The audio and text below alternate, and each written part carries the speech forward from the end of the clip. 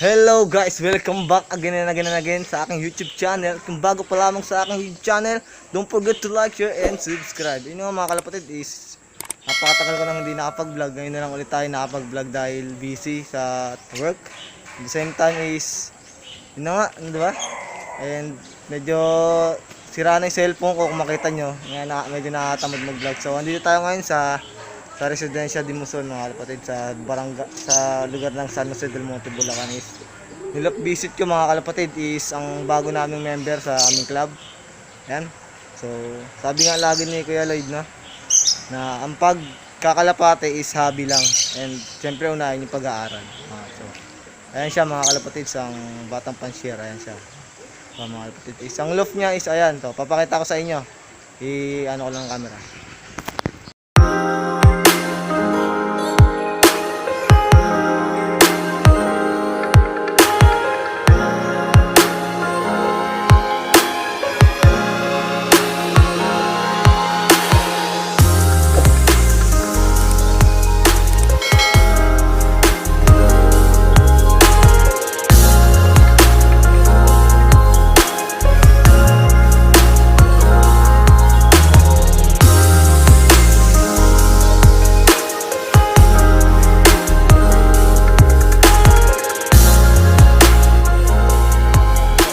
YouTube channel din pala siya mga kalapatid.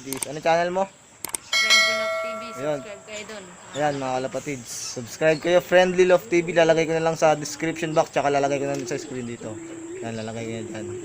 And sana supportahan nyo kami mga kalapatid. Newbie kami sa pagbablog. Sana masupportahan nyo kami. Don't forget to subscribe Friendly Love TV and Noah's Dopin mga kalapatid. So ano ko na lang kayo, balitaan ko na kayo ulit sa mangyari. Dami din no.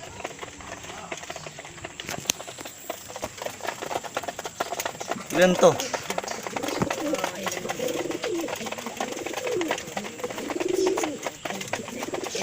sila lang. Dami. 11. Ito, ang liit na ibon pero ano, dumudulo yung mga anak. Nung sa kinuha ko nito, ano to, proven breeder to. Proven breeder na maglalabas ng ganitong kulay.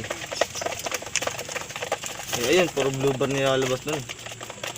May kakulay nga siya sa na yun. Ano ba tawag? Ash? Parang ash? Barless ata. Hindi, meron eh. May bar sila.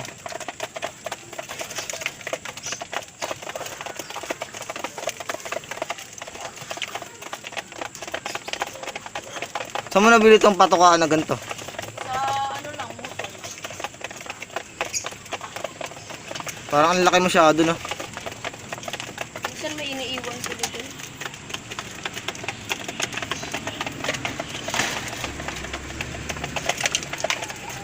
Against the light tayo mga kalapatids. Ano mga ring nito?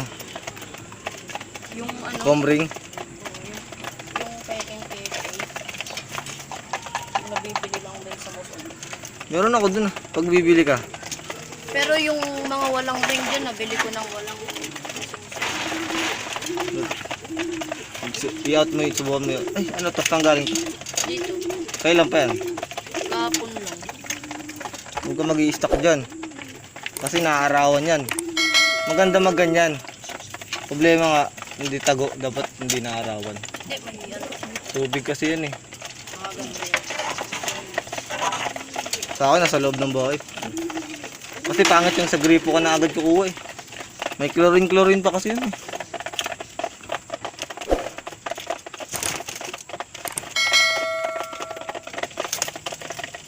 Doon. Ito yung kulungan nila mga kalapatids. Ayan na po ang kulungan niya. Mga kalapatids is may dalawang inakay na. Ang batang pansier ng San Jose del Monte, Bulacan. Ito mga kalapatids is itong mga ibon na to is itong ayan, dalawang magkadikit na yan is galing po sa akin mga kalapatids is binenta na natin sa kanya. Nangailangan tayo ng pampagawa ng loft. Bali yung anak ng kak na yun, ano na yan, Rizal, Rodriguez Rizal, Antipolo, Baras, Cabinte. Pinakamalayo 117 kilometers. is pagbilaw. Dapat Atimonan yun mga kalapatids. Ang nangyari lang is hindi pinapasok yung van namin dun sa Atimonan. Nga binaba na 10 kilometers siguro binaba. Laki. Pero okay lang, wala tayong magagawa dun mga kalapatids. Yan yung mga ibon niya.